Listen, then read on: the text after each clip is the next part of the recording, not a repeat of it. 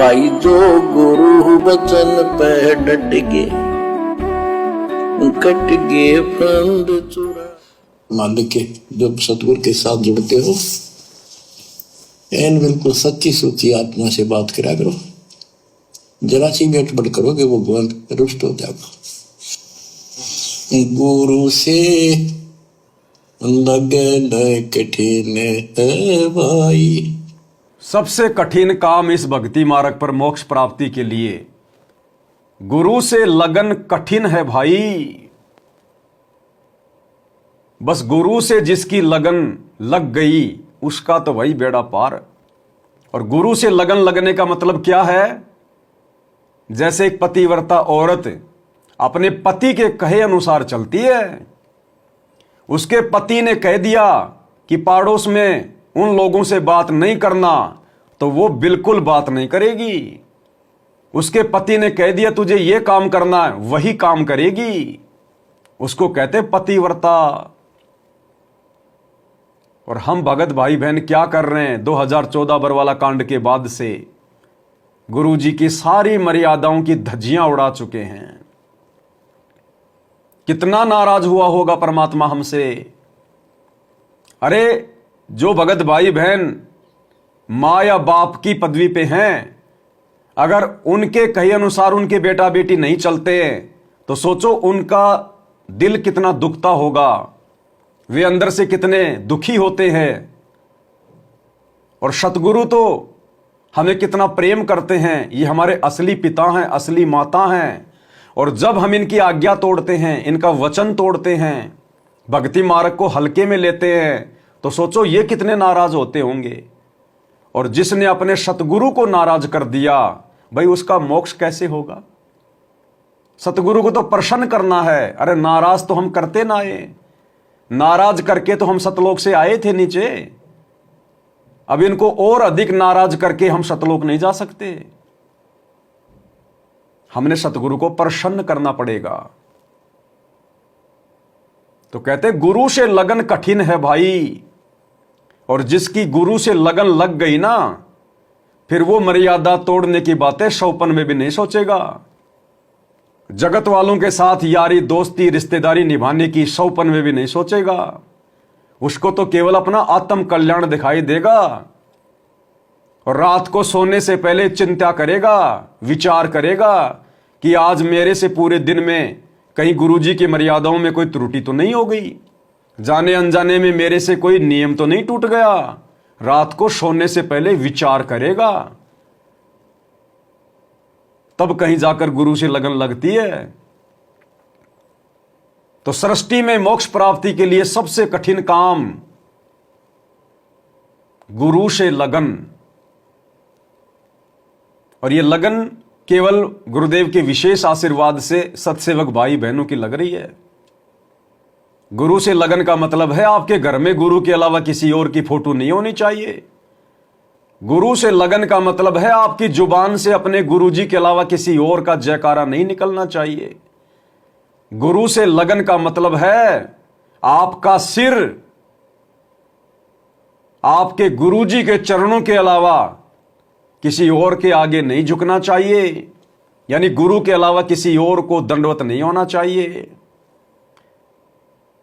उसको कहते हैं गुरु से लगन लगना। लेकिन यह इतना आसान नहीं है, तभी तो भगवान को शब्द बनाना पड़ा। अगर इतना ही आसान होता गुरु से लगन लगाना, तो परमात्मा ये शब्द ही ना गाते। लेकिन ये सबसे कठिन काम है। गुरु से लगन कठिन है भाई। और जिसने लगन लगाई है, जिसने लगन लगाई है, उसने अपना सब कुछ खोया है, सब कुछ। आप एक बगल में दुनिया रखोगे, एक बगल में सतगुरु रखोगे, कभी नहीं होगा। दो नावों की सवारी करने वाला कभी भी मंजिल को प्राप्त नहीं कर पाता। एक तरफा होना पड़ेगा, एक तरफा। जगत का और भगत का तो 36 का आंकड़ा है। हमारे सतलोक आश्रम से जुड़ी हुई भाई बहनों की लगन ही तो नहीं लगी। अगर लगन लग जाती अपने सतगुरु से, क्योंकि सतगुरु में लगन कब लगेगी? जब सतगुरु में परमात्मा दिखाई देगा। और जब परमात्मा दिखाई दे जाएगा सतगुरु में, तो फिर जून के महीने में और किसका प्रकट दिवस मनाओगे? शौपन में सोच भी नहीं सकते। तो सबसे कठिन काम गुरु से लगन। लगन लगे बिन काज न सरता, लगन लगे बिना काज न सरता, जीव पर हो जाई गुरु से। लगन लगे बिन काज न सरता। कौन सा काज, कौन सा कार्य? मोक्ष, सतलोक। गुरु से लगन लगे बिना हमारा जो मुख्य कार्य है इस मनुष्य जीवन से प्राप्त करने का, मोक्ष, मुक्ति, कहते हैं लगन लगे बिन काज न सरता, जीव परलय हो जाता। ये जीव फिर 84 लाख योनियों में चला जाता है, सतगुरु की शरण में आकर भी सतगुरु से लगन ना लगा पाने के कारण। और आगे परमात्मा में उदाहरण देंगे कि किस कदर सतगुरु से लगन लगानी पड़ती है।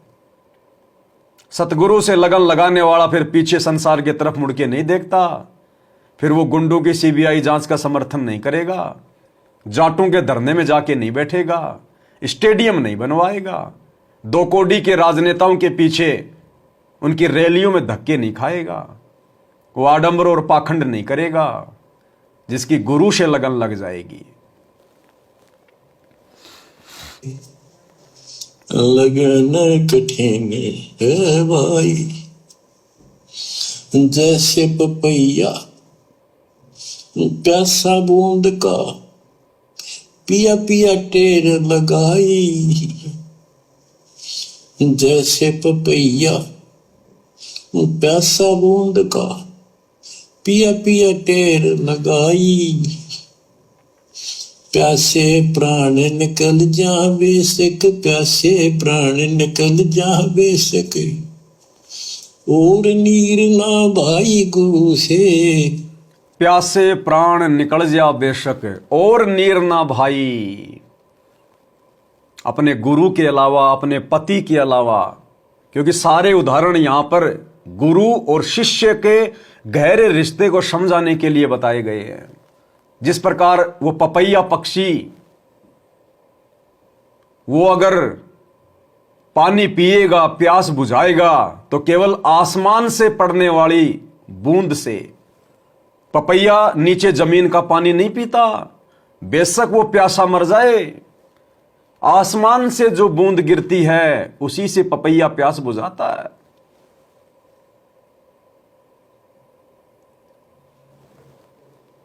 बेशक प्राण निकल जा और नीर ना भाई। इसी प्रकार भाई और बहनों, हमने अपने गुरु के अतिरिक्त, अपने सतगुरु के अतिरिक्त किसी और के ऊपर आश्रित नहीं होना, किसी और के ऊपर आसक्त नहीं होना, किसी और में परमात्मा नहीं देखना।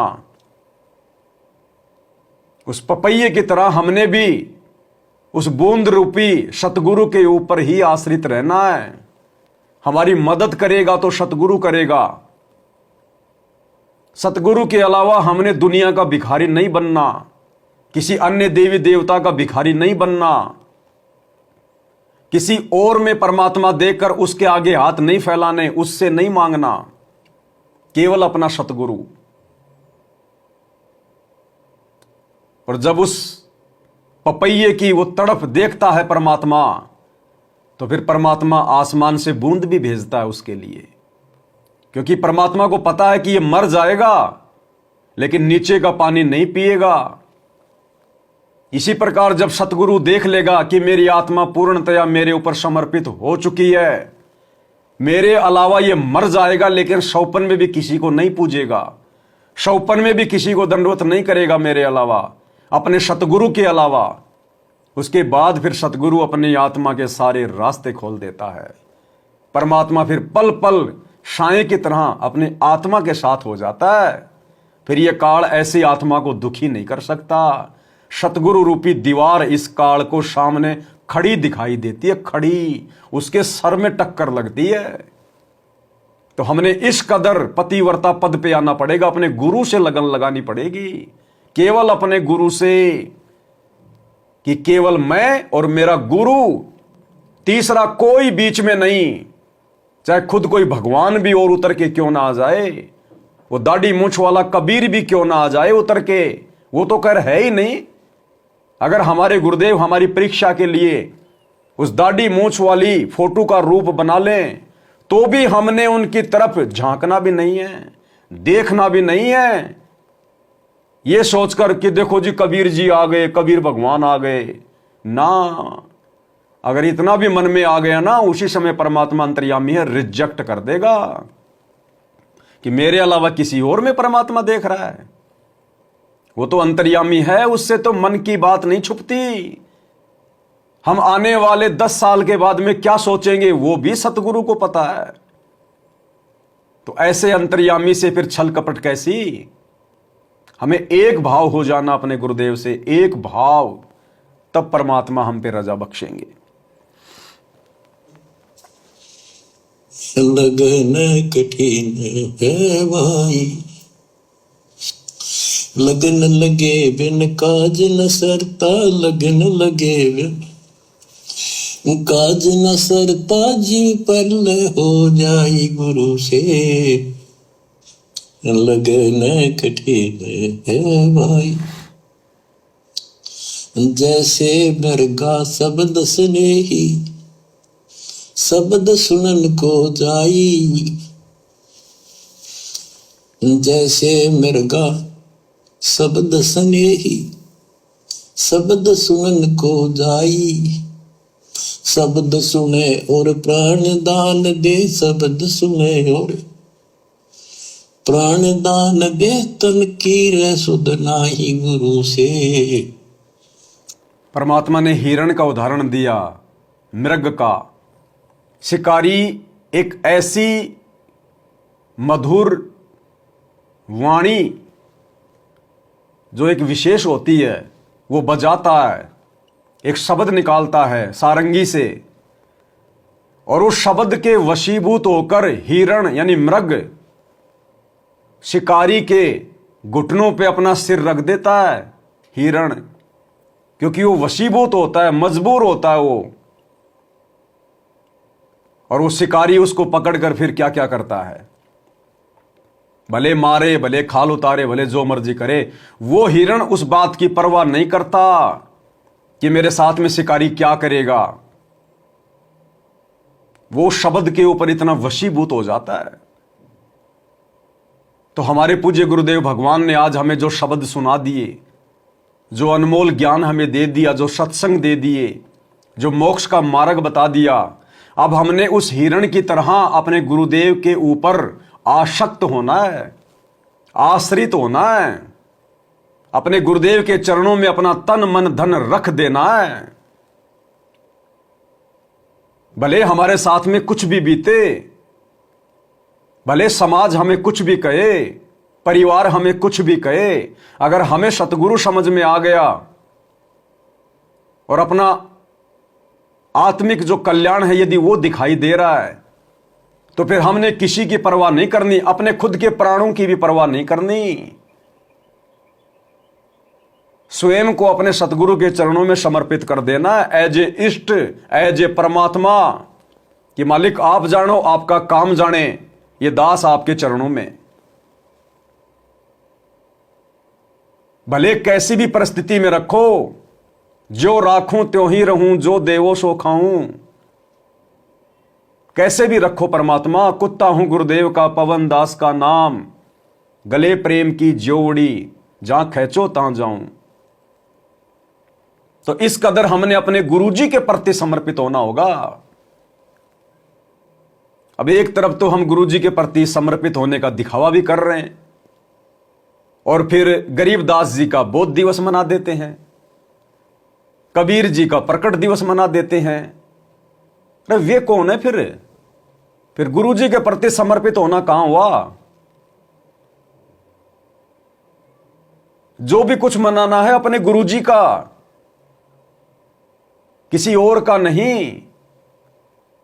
अरे जो पतिव्रता औरत होती है, क्या वो अपने खुद के पति के अलावा किसी गैर पुरुष का कोई जन्मदिन या कोई उसका वो मरण दिन मनाती है क्या? नहीं मनाती। तो हमने केवल अपने गुरुदेव का प्रकट दिवस मनाना है 8 सितंबर के दिन, क्योंकि हमारे गुरुदेव प्रकट हुए हैं, ये प्रकट ही होते हैं, स्वयंभू परमात्मा है। इनका कोई मरण दिन नहीं होता, केवल इनका प्रकट दिवस होता है। तो 8 सितंबर को केवल सतगुरु का प्रकट दिवस है। इसके अलावा ये फालतू के हमने कोई दिवस नहीं मनाने। गरीबदास जी का बोध दिवस आ गया, फलाने का प्रकट दिवस आ गया, ये गुरु जी के प्रति समर्पित होने की निशानी नहीं है, ये गुरु से लगन लगाने की पहचान नहीं है। अभी हम पतिव्रता पद पे नहीं है। लगन लगानी पड़ेगी गुरुदेव से, उस हिरण की तरह समर्पित होना पड़ेगा। गुरु जी की भक्ति कर रहे हैं, नरेंद्र मोदी की रैली में धक्के खा रहे हैं, तो आप अपने गुरु जी पे समर्पित कहां हैं? क्या सुनने गए थे नरेंद्र मोदी की रैली में? क्या गुरुजी ने ज्ञान थोड़ा दे दिया जो नरेंद्र मोदी से लेने गए थे उसकी रैली में? गुरुजी से ज्ञान ले रखा है। गुंडों की सीबीआई जांच में जाके बैठ रहे हो राजपूत करणी सेना के साथ। गुरुजी ने ज्ञान देने में कमी छोड़ दी जो उन समाज के लोगों से ज्ञान लेने गए थे। हरियाणा के जाट आरक्षण में जाके बैठ गए। गुरुजी के ज्ञान में कोई कमी रह गई जो हरियाणा के शराबी, उन कवाबी जगत वालों से ज्ञान लेने गए थे? ये गुरुजी के प्रति समर्पित होने की निशानियां नहीं है। केवल अपना गुरु और दूसरा कोई नहीं। लगन कठिन है भाई, लगन लगे बिन काज न सरता, लगन लगे बिन काज न सरता, जीव पर हो जाए गुरु से, लगन कठिन है भाई। जैसे सती चढ़ी सता करे, अपने पिया लो लाई, अग्नि देख डरे नहीं मन में, पिया संग जड़ जाए गुरु से, लगन कठिन है भाई। कैसे लगन लगानी है अपने गुरुदेव से, अपने परमात्मा से? सती का उदाहरण दिया परमात्मा ने। गुरुदेव कहते पहले समाज में एक कुप्रथा थी, जिस औरत का पति मर जाता था उस औरत को भी उसके साथ चिता पर बैठाकर जिंदा जला दिया जाता था, और उस औरत में भी ऐसी भावना भर दी जाती थी, वो औरत रुकने से भी नहीं रुकती थी, वो अग्नि से नहीं डरती थी, वो अपने पति से इतना प्रेम किया करती थी, अपने पति पर इतनी आश्रित हुआ करती थी कि वो अपने पति के साथ समाज में जीने से बेहतर मरना समझती थी कि जब मेरा पति नहीं रहा तो मेरा कौन है यहां पर जिसके ऊपर मैं आश्रित थी। और उसको रोकने के लिए उसको तरह तरह के लोभ लालच दिखाए जाते थे परिवार के द्वारा कि देख तेरे छोटे छोटे बच्चे हैं, अरे तेरे बाद तेरे बच्चे कैसे रहेंगे, इनको कौन संभालेगा। वो बच्चे भी रो रहे होते माँ का पल्लू पकड़कर कि माँ माँ माँ मत जा मत जा, लेकिन वो बच्चों की तरफ भी ध्यान नहीं देती।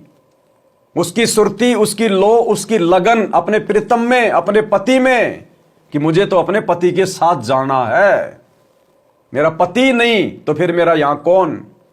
ये बच्चे मुझे बाद में मिले, पहले मुझे मेरा पति मिला था, मेरे पति से बच्चे हैं, इन बच्चों से पति नहीं है। उसको उसके जेवरात, उसके गहने दिखाए जाते हैं कि देख तेरे पास कितने सोने के गहने, इनको कौन पहनेगा, अगर तू जल गई तो तेरे बाद तेरी संपत्ति का वारिस कौन होगा। वो किसी तरफ नहीं देखती, बस मुझे मेरे पति के साथ जाना है। तो गुरुदेव हमें समझाना चाहते हैं कि हमारा भी अंत समय में, जब सतलोक चलने का समय आए, जब परमात्मा विमान लेके आए, उस समय हमारी भी सुरती केवल परमात्मा में, हमारे गुरुदेव में, उस सतलोक वाले विमान के इंतजार में कि कब आएगा वो जहाज, कब आएगा वो विमान जिसके बारे में गुरुजी सत्संगों में कहते हैं। पीछे आपका पोता है, आपकी पोती है, हमने किसी की तरफ नहीं देखना। आपके पास में कितनी संपत्ति है, नहीं देखना। हमें तो वो अखंड संपत्ति प्राप्त करनी है, ओरिजिनल संपत्ति। यहां तो गुड्डी, जैसे हमें गुरुदेव भगवान कहते हैं ना कि यहां तो एक गुड्डा गुड्डी का खेल है, गुड्डा गुड्डी का खेल। बचपन में छोटे छोटे बच्चे गुड्डा और गुड्डी से खेलते हैं, छोटे छोटे जो खिलौने होते हैं उनसे खेलते हैं, और कोई उनको तोड़ दे, कोई दूसरा भाई बहन हाथ भी लगा दे तो मरने मारने को तैयार हो जाते थे, रोने लग जाते थे। और परमात्मा कहते हैं जब वो समझदार हो जाता था, जब उसको ओरिजिनल कार कोई लाके दे देता था, उसके बाद फिर वो खिलौनों में उसकी आस्था नहीं बनती थी, बन ही नहीं सकती थी। तो ठीक इसी प्रकार इस ज्ञान से हमारे को सतलोक में वो ओरिजिनल चीजें दिखाई देनी चाहिए कि इस पृथ्वी लोक पर ये जितनी भी चीजें हैं, कार, कोठी, गाड़ी, घोड़े, संपत्ति, बेटा, बेटी, रिश्तेदार, ये सब नकली हैं, मिट्टी है, आज नहीं तो कल मरेंगे। आज मैं मर रहा हूं, कल को ये भी मरेंगे। अगर इन्हीं के चक्कर में, अगर इन्हीं के लोभ लालच में, अगर मैं अपने गुरुदेव भगवान के साथ विमान में बैठ के सतलोक नहीं गया, तो ना मैं रहूंगा, ना जिनके लिए मैं रुक रहा हूं वो रहेंगे, फिर फायदा क्या। तो हमने तो ओरिजिनल हार श्रृंगार करने सतलोक में जाके, वहां पहनेंगे हम हीरे मोती के हार, हीरे मोती लाल के हार, कान में, नाक में, गले में, वहां पर पहने जाते हैं, और कोई कमी नहीं।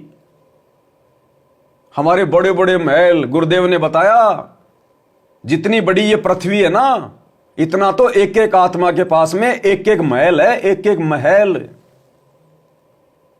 इतनी बड़ी बड़ी जगह है हमारे पास में। वहां पे विमान सदा घर के सामने खड़ा बताया परमात्मा ने,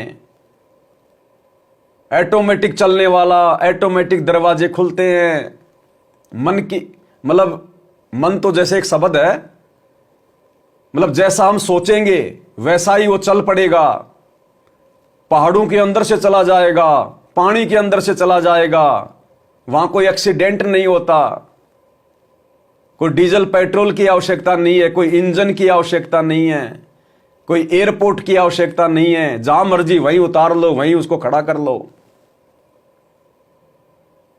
कोई काम धंधा नहीं करना, स्कूल में नहीं जाना, मास्टरों के डंडे नहीं खाने, किसी का उधार नहीं लेना, झूठ नहीं बोलना, अखंड सुख। भोजन वहां पे पकाना भी नहीं पड़ता, इच्छा करनी पड़ती है कि मुझे ये खाना है। परमात्मा कहते तुरंत तुम्हारी रसोई में हलचल शुरू हो जाएगी, ऑटोमेटिक सारी चीजें जो है पकना शुरू हो जाएंगी, और सेकंडों में तुम्हारे सामने सुंदर सुंदर थालियों में पूरा भोजन आ जाएगा। चाहे लाख प्रकार के व्यंजनों की इच्छा करो, लाख प्रकार की डिश आ जाएंगी। ओरिजिनल वहां पे हमें परिवार मिलेगा। यहां तो हार्ड मास, टट्टी पेशाब का कोथड़ा हम भी और हमारा ये परिवार भी। और गुरुदेव ने मुक्ति बोध में हमें क्या बताया, क्या समझाया कि जो सुख तुम यहां के भोग विलास में ढूंढ रहे हो, असली भोग विलास का सुख भी तुम्हें सतलोक में मिलेगा। असली भोग वहां है, लेकिन वहां पर यह इंद्रिय वाला भोग नहीं है। वहां पर तो इस इंद्रिय वाले भोग से भी अनंत गुना ज्यादा आनंद है, अनंत गुना ज्यादा आनंद। जैसे आपको एक उदाहरण से समझाता हूं। मान लीजिए शादीशुदा है कोई, और वो अपनी पत्नी के साथ में शारीरिक संबंध बनाता है। वो अपनी उस औरत में उस सुख ढूंढने का प्रयास करता है, लेकिन नहीं मिलता। थोड़ी देर बाद वो कोई फिल्म देखता है या कोई फोटो देखता है, और वहां उसको कोई हीरोइन दिखाई दे जाए तो वो उसमें सुख ढूंढने लग जाएगा। वो क्यों देख रहा है वो फिल्म, उस औरत को क्यों देख रहा है? अगर उस व्यक्ति को अपनी औरत में, अपनी औरत के चेहरे में यदि सुख नजर आ रहा है, सुख मिल गया, तो दूसरी औरतों को क्यों देख रहा है? अपने घर की दीवारों पे हीरोइन की फोटो मार्केट से लाके क्यों चिपका रहा है? फिल्में क्यों देख रहा है? क्योंकि उसको अपनी औरत में सारी वो क्रिया करते करते भी सुख नजर नहीं आ रहा। वो किसी और में सुंदरता देखना चाहता है, किसी और में सुख प्राप्त करना चाहता है, लेकिन यहां वो सुख नहीं मिलेगा। इसलिए परमात्मा कहते हैं सतलोक में जो हंस और हंसनी है, एक दूसरे को देखने मात्र से इतनी असीम सुख और आनंद की प्राप्ति होती है जितना हम यहां पर लाखों बार भोग विलास करके भी प्राप्त नहीं कर सकते। और वो अखंड सुख बना रहता है।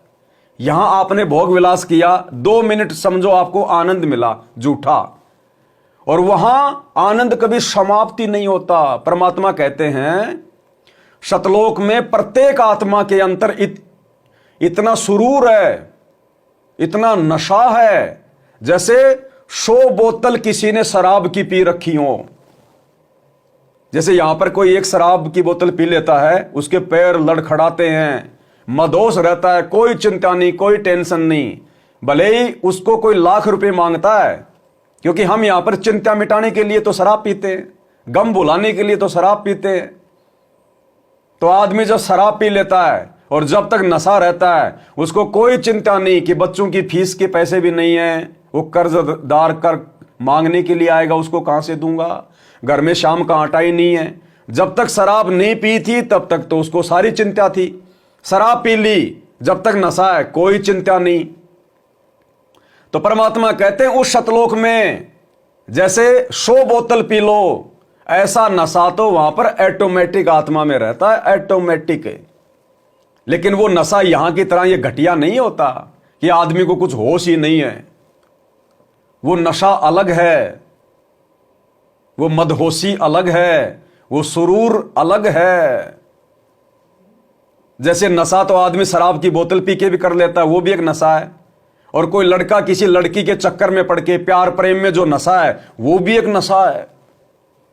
तो इसी प्रकार सतलोक का नशा सबसे न्यारा, सबसे प्यारा, सबसे सुंदर, सबसे स्वच्छ, सबसे शुद्ध है। लेकिन वो मिलेगा कैसे? जब हम अपने गुरुजी में लगन लगाएंगे। और परमात्मा कहते हैं भाई ये बड़ा मुश्किल काम है, गुरु से लगन कठिन है भाई, और लगन लगे बिन बात ना सरती। और जब तक लगन नहीं लगेगी तब तक तुम वो प्राप्त नहीं कर पाओगे, चाहे कितनी भक्ति कर लो। और लगन लगेगी, यहां की झूठी लगन जो हम लगा के बैठे हैं, धन से, संपत्ति से, अन्य जो परिवारजन हैं उनसे, ये झूठी लगन हमने ज्ञान को आधार बना के त्यागनी पड़ेगी। रहना तो परिवार में पड़ेगा, जिम्मेदारियां भी निभानी पड़ेंगी, काम धंधा भी करना पड़ेगा, लेकिन सुरती केवल सतलोक में अपने गुरुजी के चरणों में और पतिव्रता पद पे रहते हुए, अपने गुरु के अलावा किसी को दंडवत नहीं, किसी का जयकारा नहीं, किसी की फोटो नहीं, किसी का कोई प्रकट दिवस नहीं, तब हमारी लगन मानी जाएगी गुरुजी में। जैसे वो सती स्त्री, उसको जब वो अग्नि में जलने के लिए जाती है उस समय उसको रोका जाता है, तरह तरह के लोभ लालच दिखाए जाते हैं, उसका परिवार सामने लाके खड़ा कर दिया जाता है, लेकिन वो किसी की नहीं सुनती कि मुझे तो जलना अपने गुरुजी के साथ। तो इसी प्रकार भाई और बहनों, आप और हमारी लगन भी हमारे पूज्य गुरुदेव में उस सती की तरह होगी, तभी हमारी बात बनेगी। लगन लगे बिन काज न सरता, लगन लगे बिन काज न सरता, जीव पर ले हो जाई गुरु से। लगन कठी है भाई, दो दल सन्मुख आन लड़े हैं, सूरा लेत लड़ाई। दो दल सम्मुख जब आन लड़े हैं, सूरवीर सूरा लेत लड़ाई। टूक टूक हो गिर धरती पे, टूक टूक हो गिर धरती पे, मैदान छोड़ ना जाई गुरु से। दो दल आन मिले हैं सन्मुख, और सूरा लेत लड़ाई। आज आप और हम भगत भाई बहन सतगुरु से उपदेश लेने के बाद इस स्थिति में आ चुके हैं। दो सूरवीर कौन है यहां पर? जगत और भगत। यानी सतगुरु से उपदेश लेने के बाद, भक्ति मार्ग पर आने के बाद आप और हमारी मर्यादा, नियम, परंपराएं जगत वालों के नियम और परंपराओं से बिल्कुल विपरीत हो जाती हैं। आप और हमारा बात बात पे टकराव होगा जगत के साथ, रिश्तेदारों के साथ जो अनुपदेशी हैं। तो परमात्मा कहते हैं उस जंग में वही जीतेगा जो सूरवीर होगा। सूरा लेत लड़ाई, टूक टूक हो गिरे धरती पर मैदान छोड़ना जाई। भले भगत को कितना ही संघर्ष करना पड़े, कितनी चुनौतियों का सामना करना पड़े, घर छूट जाए, परिवार छूट जाए, समाज छूट जाए, लेकिन परमात्मा कहते हैं भगत कभी भी भक्ति मार्ग रूपी मैदान को नहीं छोड़ेगा, अपने गुरुजी के चरणों को नहीं छोड़ेगा, मर्यादा नहीं तोड़ेगा, भले खुद टूट जाएगा। और जब भगत इतना दृढ़ निश्चय कर लेता है गुरु वचन को निभाने का, फिर परमात्मा ऐसी आत्मा को टूटने नहीं देता, क्योंकि हम समर्थ की शरण में हैं। परमात्मा कहते हैं जैतू चाले एक कदम में चालू कदम 60, और जैतू हो जा काठ का मैं हो जाऊं लोहे की लाठ। तो सतगुरु हमारी पीठ पीछे खड़ा है डंडा लेके, और सतगुरु के आगे फिर यह काल कांपता है, फिर यह मैदान छोड़ के भाग जाता है। लेकिन सतगुरु कब साथ देगा? पहले सतगुरु भगत को देखेगा, भगत कितना दृढ़ है। ऊपर से तो हम दृढ़ दिखाई दे रहे हैं, अंदर हमारे कमजोरी आ गई, समाज के आगे झुकने की, मर्यादा तोड़ने की। अगर मन में भी विचार आ गया मर्यादा तोड़ने का किसी भी कारण से, कि अगर मैं ऐसा नहीं करूंगा तो मेरा बाप मुझे घर से निकाल देगा, मेरे बाप की जमीन में मुझे हिस्सा नहीं मिलेगा, मकान में मेरे को हिस्सा नहीं मिलेगा, मेरी नौकरी छूट जाएगी। अगर जरा भी कच्चापन आ गया, जैसे राजा सिकंदर लोदी में आ जाया करता था, जनता के दबाव में आ जाता था अपना राज्य हाथ से निकलने के डर के कारण, और बार बार अपने परमात्मा के साथ में बदतमीजियां करता था, अपने हाथों से हथकड़ियां पहना देता था अपने गुरुजी को। तो अगर मन में भी हमारे अगर विचार आ गए मर्यादा तोड़ने के, मर्यादा तोड़ने के बाद तो सारा काम ही खराब हो जाएगा। अगर विचार भी आ गए, कमजोरी भी आ गई, अगर जरा भी हमने गुरुजी पे अविश्वास प्रकट कर दिया, उसी समय हमारा काम बिगड़ जाएगा। फिर ये गुरु से लगन नहीं लगी हमारी। और गुरुदेव भगवान कह रहे हैं तू एक बार आने तो दे उस समस्या को।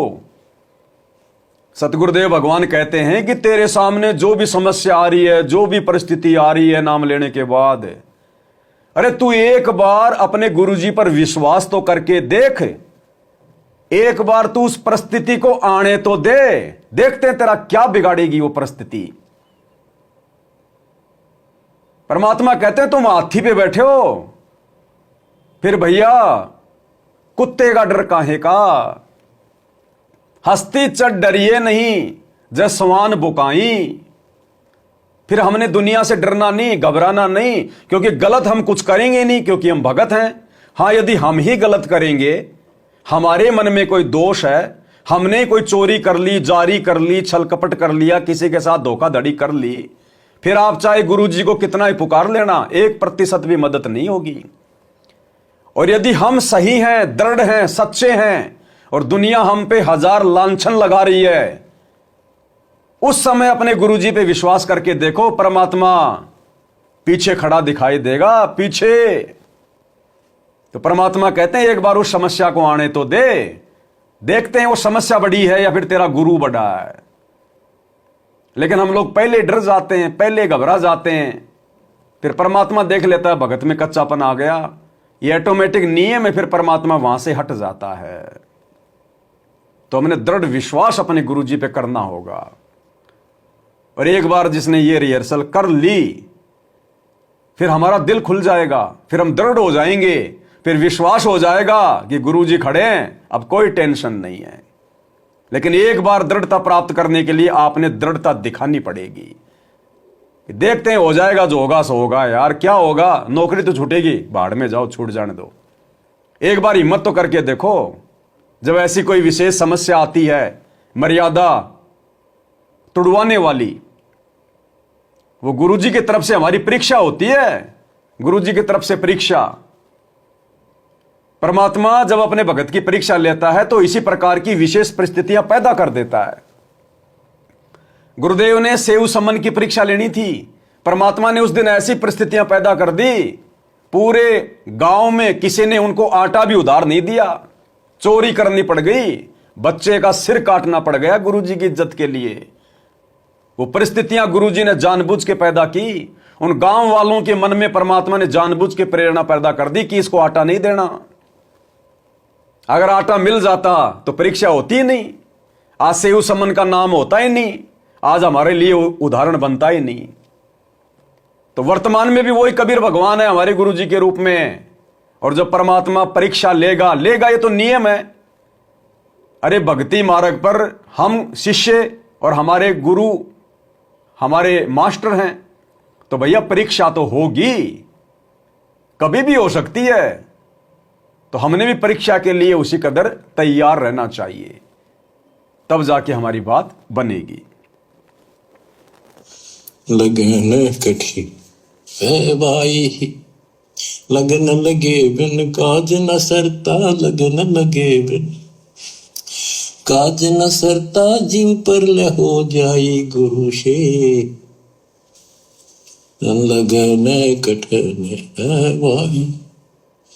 छोड़ो तन अपने की आशा, निर्भय हो गुण गाई, छोड़ो तन अपने की आशा, निर्भय हो गुण गाई। कहे कबीर ऐसा हो हंसा, कहे कबीर ऐसा हो हंसा, सहज मिले सतगुरु आई, गुरु से लगन कठिन है भाई। परमात्मा कहते हैं भगत ने निर्भय होके परमात्मा की महिमा करनी चाहिए। परमात्मा की महिमा करने का मतलब है हम जो गुरुदेव भगवान की आरती करते हैं, भक्ति करते हैं, भक्ति में सब कुछ आ जाता है। भक्ति में जो है सत्संग सुनना भी आ गया, मंत्र करना भी आ गया, आरती करना भी आ गया। तो ये भी एक भक्ति का एक अंग है, गुरु की महिमा है ये। क्योंकि हम गुरु जी के द्वारा प्रदान की गई वस्तुएं ही हम लोग जो है प्रयोग में ले रहे हैं, क्योंकि भक्ति हमें गुरु जी ने दी है। तो गुरु जी की भक्ति करना, गुरु जी की महिमा करना, और वैसे अलग से अपने गुरु जी के जो है महिमा के शब्द गाना, विशेष अपने गुरु जी के प्रति कोई चिंतन मनन करना, अपने गुरु जी के द्वारा किए गए जो उपकार हैं उनके लिए अपने गुरु जी का धन्यवाद करना, ये भी गुरु जी की महिमा में आता है। तो परमात्मा कहते हैं जब आप सतगुरु से उपदेश ले लेते हो तो निर्भय होके महिमा करो, निर्भय होके भक्ति करो। भक्ति करने में डरो मत, शर्मा शर्मी नहीं करनी चाहिए कि मैंने माला हाथ में ले रखी है, लोग क्या कहेंगे, बन गया भगत है। और ये दुनिया सारा दिन सिगरेट हाथ में लेके घूमती है, उनको तो कोई शर्म नहीं आती।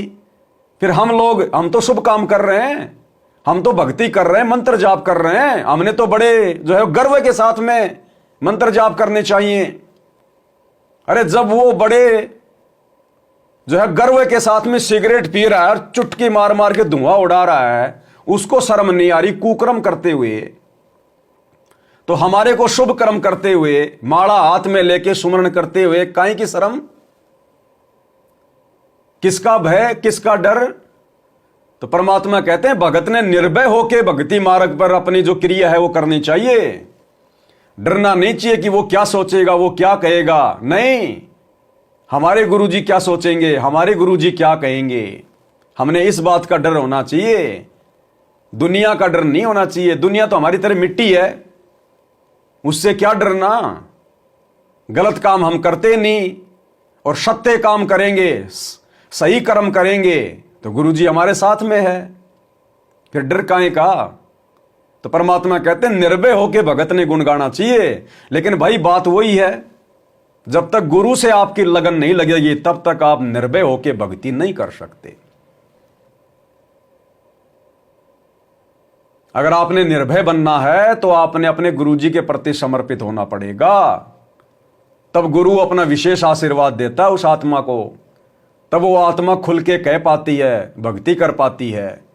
अन्यथा काल ने 50 प्रकार की समस्याएं जीव के सामने पैदा कर रखी होती हैं। तो निर्भय होने के लिए भी गुरु से ही लगन लगानी पड़ेगी, गुरु का ही हमारे को कृपा पात्र बनना पड़ेगा, एकमात्र गुरु का ही आशीर्वाद लेना पड़ेगा।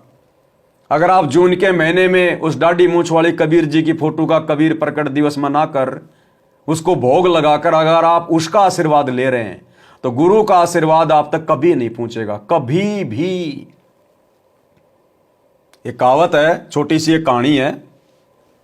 बारिश का समय था, एक आदमी जा रहा था, रास्ते में कोई नदी थी, सोचा मैं नदी पार कर लूंगा। वो नदी में उतर गया, नदी ज्यादा गहरी थी, वो डूबने लग गया, तैरना उसको आता नहीं था, हाथ पैर मार रहा था। अब वो क्या करता था, सोमवार को शंकर जी को याद करता था, शंकर जी का जो है मतलब व्रत किया करता था, मंदिर में जाता था। तो अपने इष्ट को याद करने लगा, हे शंकर भगवान, हे शंकर भगवान, हे देवों के देव महादेव, हे गणेश के पिता। अब जब आत्मा की पुकार हुई तो ऊपर से देखा भाई महादेव जी ने, भाई कौन भगत है, किस पे आपत्ति आ गई। ध्यान से देखा, ओ हो भगत जी तो भाई नदी में डूब रहे हैं। अब ये भी बेचारे जीव हैं, थोड़ी बहुत शक्ति प्राप्त है, इनको भी आने जाने में थोड़ा टाइम लगता है। तो शंकर जी अपना तैयार होने लगे, अपना त्रिशूल वर्शूल लेने लगे, देखने लगे कहां रखा है त्रिशूल।